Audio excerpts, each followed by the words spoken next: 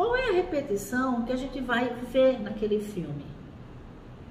Então, ele, sem perceber, ele tem o quê? Uma relação com o Lois Lane, né? Com a médica lá, né? Uma repetição de quê? Quem ele vai buscar ela? Ela é bonita, aí vocês falaram bem, igual a mamãe, ela é atraente e ela não coloca ele em primeiro lugar. Quem é a paciente dela? É a irmã. Mãe, tinha aquilo, você é meu preferido, mas eu tenho outros. E veja como aquilo doeu. Então, a mesma coisa, ela dá toda a atenção a ele, mas a paciente dela é a filha, é a irmã dele. Uma outra questão, ela é rica. E a mãe queria o quê? Ser rica.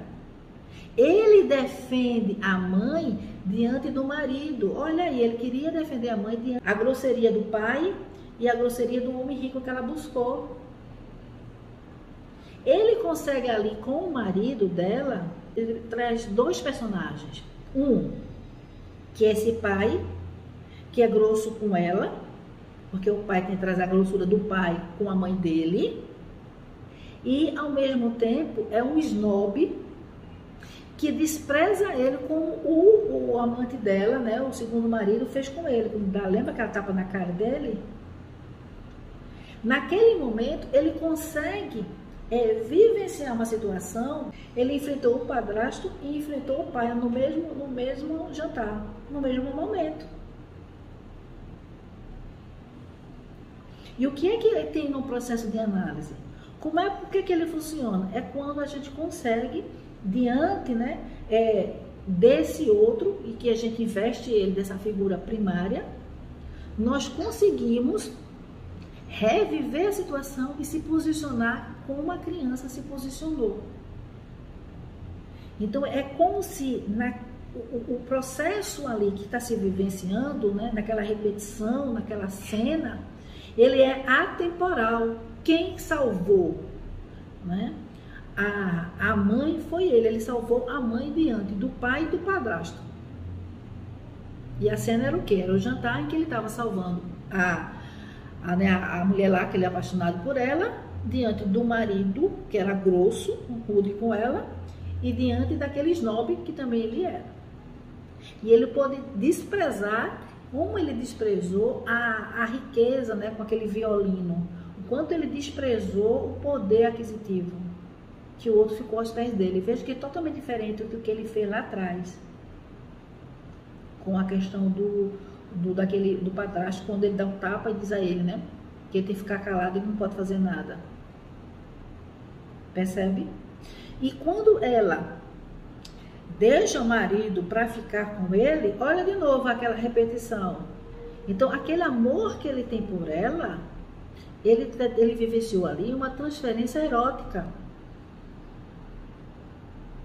Ela não era o amor da vida dele. Ele estava vivenciando, né, a relação que ele tinha com a mãe. Essa era a repetição. Ele estava buscando a mãe que iria colocar ele em primeiro lugar, a mãe que ia ouvi-lo, a mãe que deixou, né, o marido rico para ficar com ele. Isso é tudo inconsciente. Veja uma cena em que, lá quando está naquela cabana, né, que ela está no colo dele e ele está lá cuidando dela. O que ele queria cuidar? O que ele queria fazer com a mãe na questão do estupro? Cuidar dela. E ele fez isso. Ele pegou aquela psiquiatra e botou no colo, com todo aquele poder, com tudo aquilo, mas ele pôde cuidar dela, ele pôde salvar ela do abuso. Então ele repetiu. E ali ele conseguiu. Observa o seguinte, que é importante. Aquela cena ali, ela só teve sentido para ele poder elaborar ou perlaborar, porque ele já havia falado da cena lá no consultório. No momento que ele transforma em linguagem, no momento que ele fala, né, que ele fala do abuso, quando ele consegue, né, vivenciar. Lembra que a gente sempre traz? Quando é que você, né, como é que isso é feito? A questão do insight, ou quando consegue trazer da repetição para a lembrança e começar a elaborar. Quando você agrega ali tanto o representante ideativo, quanto o afeto. Na hora que você junta, né, representante de ativo, que é o fato em si, aquilo que estava lá recalcado, que o recalque não era a cena em si, mas ele ter sido abusado, ele querer ter, né, ajudado. A cena ideativa, com o afeto, qual foi o afeto? E aí ele tem a regressão. Ele sentiu na pele tudo que a criança sentiu no adulto. Então ele sente o afeto junto com o representante ideativo. Naquele momento ali, ele consegue dar um passo, né, para ele poder trabalhar mais, para ele poder se libertar daquilo que estava aprisionando ele. Nesse processo de elaboração, quando ele se depara com uma situação análoga ao que aconteceu na infância, e observe que ali não existia nenhum estuprador, né, mas era uma situação análoga. Existia um homem que estava abusando da mãe, que era o marido dela. E esse abuso, né, que pode tanto estar representado, como eu trouxe aqui, pelo pai, pode estar também representado pelo o padrasto, ou também como aqueles abusadores. O marido dela poderia estar usando os três. E aí, naquele momento, ele consegue se colocar, ele defende a mãe. E menospreza tudo. Ali ele fez a elaboração. Ali ele conseguiu se libertar.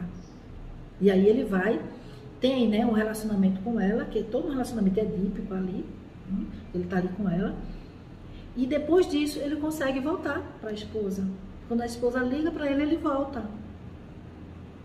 Porque ele elaborou todo o processo. Ele precisou não só ter um insight, não só pensar, mas ele colocou em ação em uma cena análoga.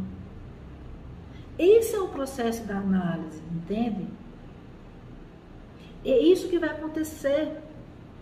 A relação que ele tem com ela ali é de reviver o que ele sentiu quando criança. Claro que ali é uma ficção.